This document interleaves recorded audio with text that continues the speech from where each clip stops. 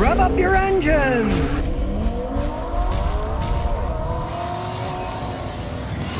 Today I'm going to show you how to fix a car that's running too lean. This Toyota RAV4 just came over here. The check engine light's on. It's got the code P0171, which means the engine is running too lean.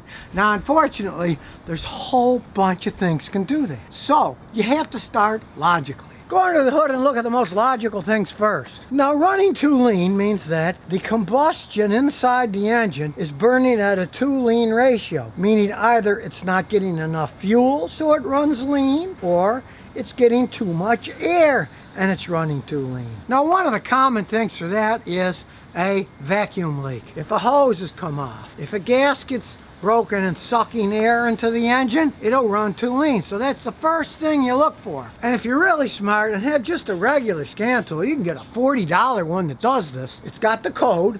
That means there's data stored. So you go to the section on your computer, it's called freeze frame data. Here it is here, view freeze frame data. So you look at it, you get tons of information there. And the main thing when you're running too lean is you want to look at when did it occur.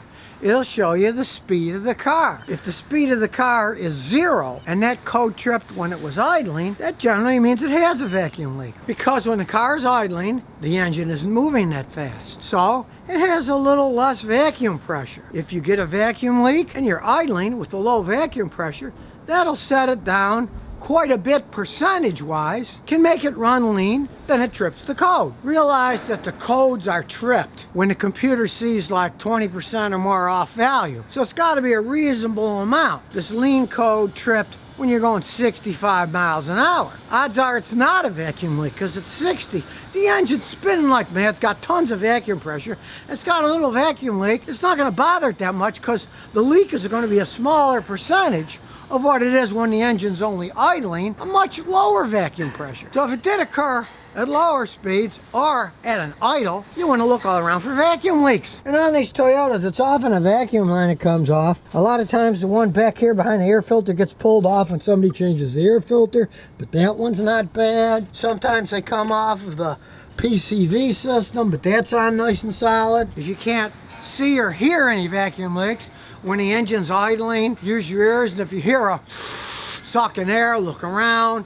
You can do like I showed in the previous video, get a little WD-40 with the spray nozzle, spray it around, and if you get, say, on the intake manifold and it starts to change the idle, you know it needs an intake manifold gasket. But the code tripped on this one when it was going 56 miles an hour. So it happened at a higher speed. Now if you get it running too lean at a higher speed and you look at the trouble code freeze frame data, it happened at a higher speed, in this case 56 miles an hour, odds are it's not a vacuum leak, but it's something in the fuel injection system. You could have a clogged filter, you could have a weak pump, you could have a bad MAF sensor. Those are the most common things to check for. So the first thing you do would be check the fuel pressure. Now, here's a warning. If your fuel filter is easily accessible, change the fuel filter first. Because fuel filters, if they clog up, guess what? After the filter, the pressure will go down. Make it run lean because you don't have enough pressure to spray the fuel injectors correctly. So if you do have a fuel filter that's easy to access, go ahead and change it. Now on my old Celica, hey, it's just 2 bolts you take off, you replace the filter. So that's what I would do. But on this modern RAV4, fuel filter is inside the gas tank. Now you don't have to drop the tank, but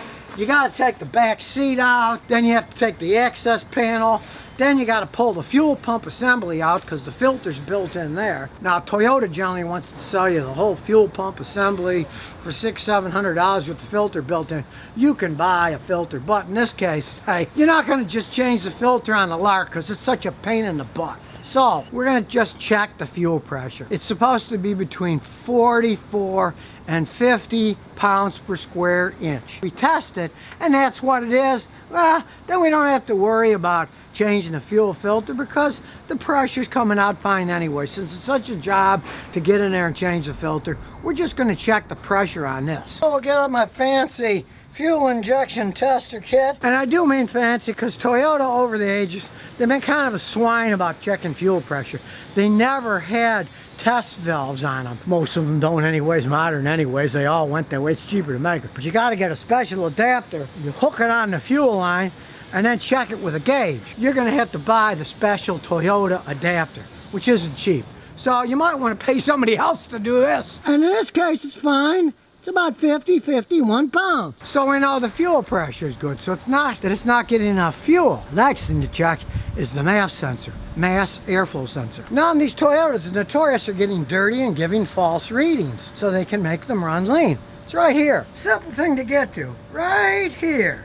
There it is. Now you can only clean these things with mass airflow sensor cleaner. Don't try anything else. Gotta leave no residue. Yeah, this stuff costs a lot. Sometimes these cans are like 10, 12 bucks, but they last for a long time. You don't need that much cleaner to clean them. You just remove it from the vehicle. It just unplugs.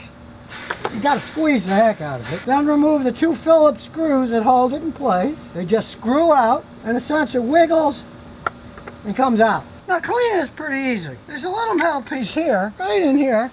You want to clean the heck out of that. And there's also one inside. So for that, you spray it in the front, then you spray it on the other side of the hole, and it cleans the stuff on the inside. And here comes the part that everyone hates. Patience. Something hardly anybody has these days. It's a very volatile cleaner. You want to do it outside so you're not breathing it in. You want it to completely air dry so there's no residue of vapors on it when you start it up. Because if you clean it, put it right in and start it up, a lot of electricity goes through here. Those vapors can short things out. And even worse, don't clean them on the vehicle. If you take the hoses off and clean it from the inside, then you got all that vapor in there. Don't do that. Take it off and clean it. Most cars, it's not that big of a deal getting it out. And like I say, if you clean it, wait about half an hour. Because I've seen people who didn't, they were in a hurry or cleaned it inside, and then boom, the electricity hit the vapor, burnt things out, then they had to buy expensive sensors. Do it externally, let it air dry, that way you can't hurt anything. Then after half an hour or so, you just put it back in its hole, the same way it came out. Make sure it's seated in because there's an O-ring in there. Then you put the 2 screws in, 1 and 2. And of course, don't forget to snap the electrical connection in. There. Then we'll just close the hood. Then erase the code. Just push erase. Yes, yes. This now erases the code. So the code's gone, and take it for a good road test. Now sometimes codes take a long time to come back, but take it for on the highway, in town, maybe half-hour trip. If the light doesn't come back on, then you just drive it. And after 2-3 weeks it doesn't come back, you fixed it. In this case, since this is a 2.5 liter engine, when it's idling, the data, the mass airflow, should be somewhere around 2.5 grams per second that it's flowing when it's at idle and drive. So I checked it and it was like 2.64, which is perfectly fine for this. If it had been really low, like 1.6, that would mean it's giving it way too little gas. And if the reading had been really high, like 4.7, then it would give it too much gas, but then it would be running rich, not lean. If it's running below the parameters, then it's going to run lean because it thinks there's less air coming on, so it gives it less fuel. Now in this case, when they get dirty, they often give a false reading. We're hoping that that's what it is. After the half-hour drive, it didn't come back on. You really, like I say, give it a couple of weeks because these things can be very slow at picking things up. But if it never comes back, then you know it was just a dirty mass airflow sensor. So now you know how to fix a car that's running too lean. In this case, all it took was a few squirts of mass airflow sensor cleaner. So if you never want to miss another one of my new car repair videos, remember to ring that bell.